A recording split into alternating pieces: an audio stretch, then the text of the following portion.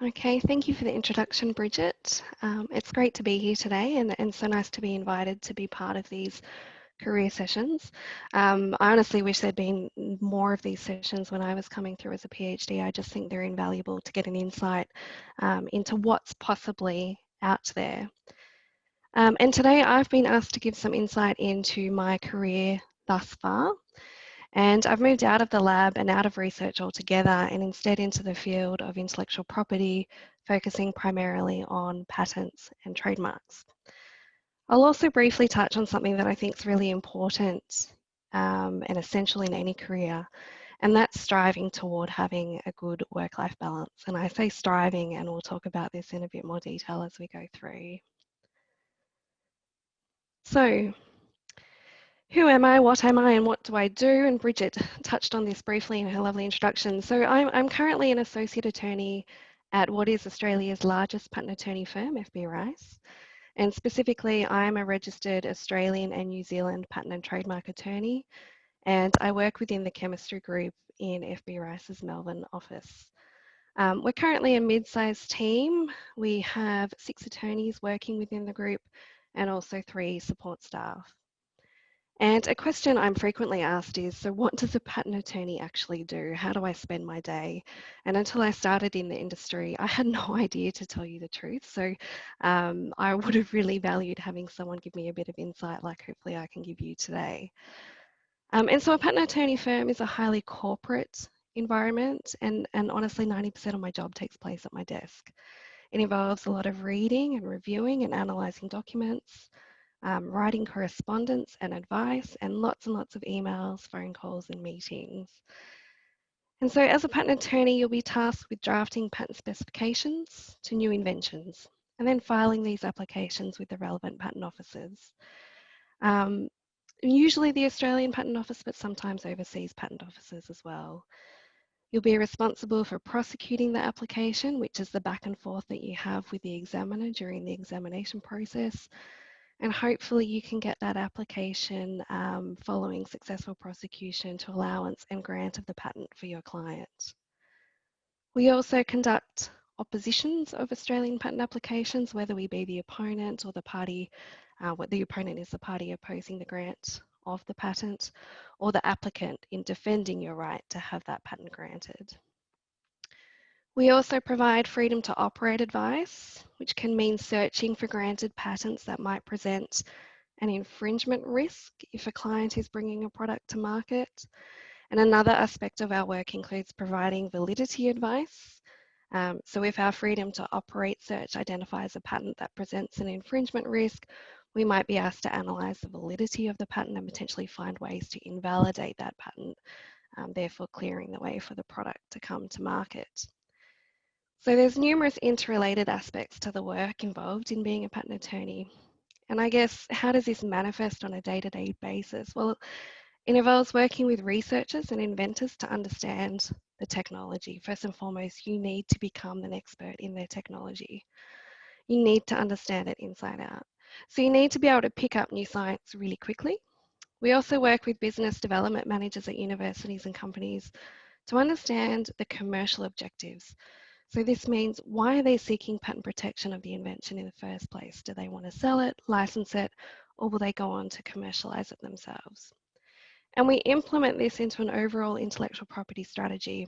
And we're responsible for managing that portfolio of patents and making sure that strategy is executed. And these can be, in some instances, very large, complex patent portfolios for overseas companies, local companies, universities. And we spend a lot of time liaising with overseas patent attorneys. We rely on their expertise of the law in their countries, and we actually need them to file documents with us. So there's a lot of inter-attorney work as well. Similarly, overseas patent attorneys will contact us to handle their clients' Australian patents. We also work closely with the Australian Patent Office, whether it be calling for procedural questions or to discuss an examination report with examiners. And so really, as a patent attorney, it's our job to work at the intersect of science and law. We put our scientific hat on when we're liaising with inventors and researchers, and our law hat on when we're liaising with the overseas associates and the patent offices. And most importantly, most critical to this job is being able to clearly relay both the scientific information and the legal information between these two parties in a really clear and concise manner. And so that's a very broad snapshot of what being a patent attorney entails and on a day-to-day basis. But as I mentioned before, working at a patent attorney firm is a very corporate environment. So first and foremost, it's a business. It's run by partners and there's a focus on that business undertaking high quality work, attracting good clients, and ultimately being a successful and profitable business. So as you become a more senior patent attorney, you'll be required to take on more of the business-focused aspects on top of the patent attorney work per se. So there's this new element that becomes more and more prominent as you progress. So with regards to management, you'll take a role in maintaining a team of cohesive patent attorneys and making sure that team dynamic is working well. You'll have to learn how to delegate work and then supervise people undertaking that work. You'll be tasked with training junior staff and mentoring them. And so from a science background, generally in a lab and that transition into the corporate environment, it comes with challenges. So you'll be responsible for navigating them through those challenges. Everything to conducting interviews and hiring new staff. You'll also be involved with developing internal policy and procedures to better the firm. So essentially, you'll begin to learn how to run a business as well. And that also includes undertaking what we call business development. So essentially promotion of the firm and its attorneys in order to bring in new clients and new work into the firm to grow the practice. And ultimately the aim, as would be the case, I guess, with any business, is to increase that market share and the profitability of the firm. And so it's a real balance between the technical side of things, so the patent attorney tasks of the prosecuting and the drafting and the working with clients, but then also the business side of things. So it's quite multifaceted. And often we find that as scientists, we're very good at the technical aspects. We've got our training for many years in that side of things. But a lot of these business management and development skills are new to us. But the good thing is that we can pick them up along the way once we've entered into this profession and you're continually learning and adapting to this business environment. And so the next question that I always get asked is, how did I become a patent attorney? What did I have to do?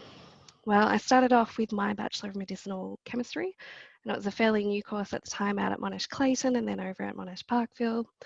I went on to do my honours degree, and it felt like a natural progression to continue with my PhD. But when I started my PhD, I really had no idea what career I was interested in. But I thought doing a PhD would be a good way to open as many doors as possible.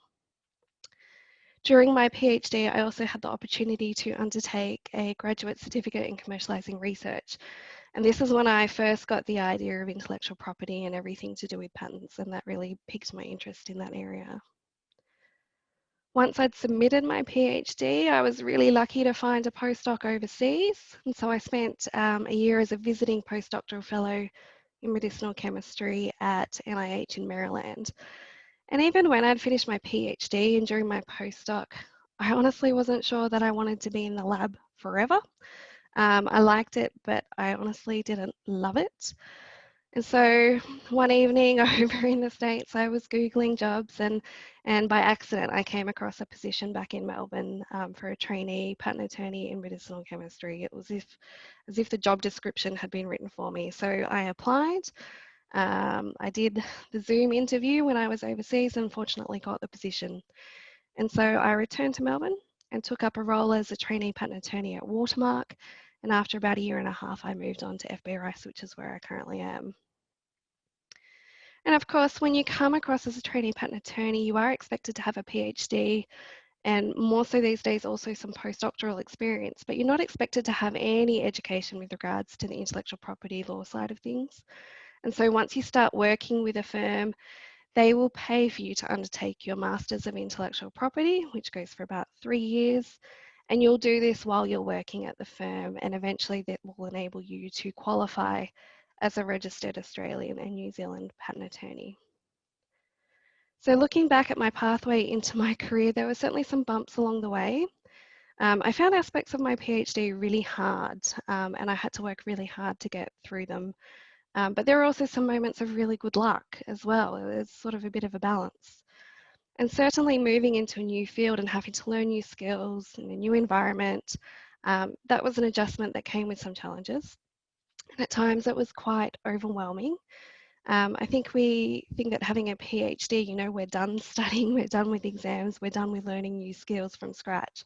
And so to go back and have to learn essentially a new field, that was really tough. But what I didn't necessarily appreciate at the time is that I was well equipped to do this. It might have been overwhelming, but I had the skills that I'd amassed throughout my PhD, which were transferable to this new work environment. And even now, as I'm continuing to learn the business management and business development skills, I'm still relying on these transferable skills that were gained during my PhD. And so not only did my PhD work in getting me here, but really it's still working for me. And I think it's very easy to become engrossed in your PhD and research. And you definitely need to some extent, but to the point where you lose sight of the bigger picture. And so while it's not easy to see that big picture, and it's quite easy to narrowly and simplistically think of a PhD as conducting research and writing a thesis with a few presentations and conferences along the way, it's about a lot more than that. So when you're conducting research, sure, you're conducting research that you'll publish in a paper and write up in your thesis, but you're gaining these skills that you'll carry with you well beyond your PhD and into any other career. So you're developing the ability to analyze situations, to critically think, problem solve. Um, you're gaining an ability to organize and self-motivate yourself, which might sound a bit simple, but they're key in so many careers. Learning to work independently, persevere and manage stress, manage a project, and manage yours and other people's time as well. You're not just providing seminars or giving presentations, you're honing your oral presentation and communication skills. You're learning how to present yourself in a professional environment, and you're gaining confidence all the while you're doing this. That one day you might carry into a board meeting, for example. Working in different research groups, for example, arms you with the ability to form new relationships with all sorts of personalities and to understand team dynamics, which is critical in any workplace. Supervising junior lab members arms you with the skills to supervise and mentor people in any environment. And from here, you're inherently developing leadership skills that one day might see you run a business, run a clinical trial, and so forth. For example, attending a conference is you learning how to promote your research, your work, and yourself. And that's the foundation for business development. So you can see a theme here. And importantly, writing your thesis is not just about, honing your skills in Word and Excel. That's one aspect. They're the tangible skills. But language and writing skills, and most importantly, the ability to communicate science to a variety of audiences. So just from this snapshot, I hope you're able to see that throughout your PhD, you're constantly developing these skills that will that you'll carry with you throughout life, regardless of the career that you go on to have. So what should you be doing right now? I think that's an important question.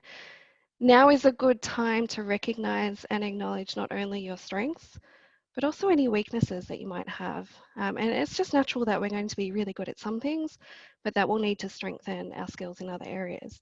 And once you've identified those weaknesses, it then becomes about finding opportunities to bolster those skills. And I have there that your research outcomes are but one takeaway of your PhD. In my opinion, and I guess I'm perhaps a bit biased having moved into a different field, but these transferable skills are probably one of the main outcomes that you get from your PhD. And you're likely considering career opportunities now and getting a feel for what possibilities are out there, obviously, because you're at today's seminar.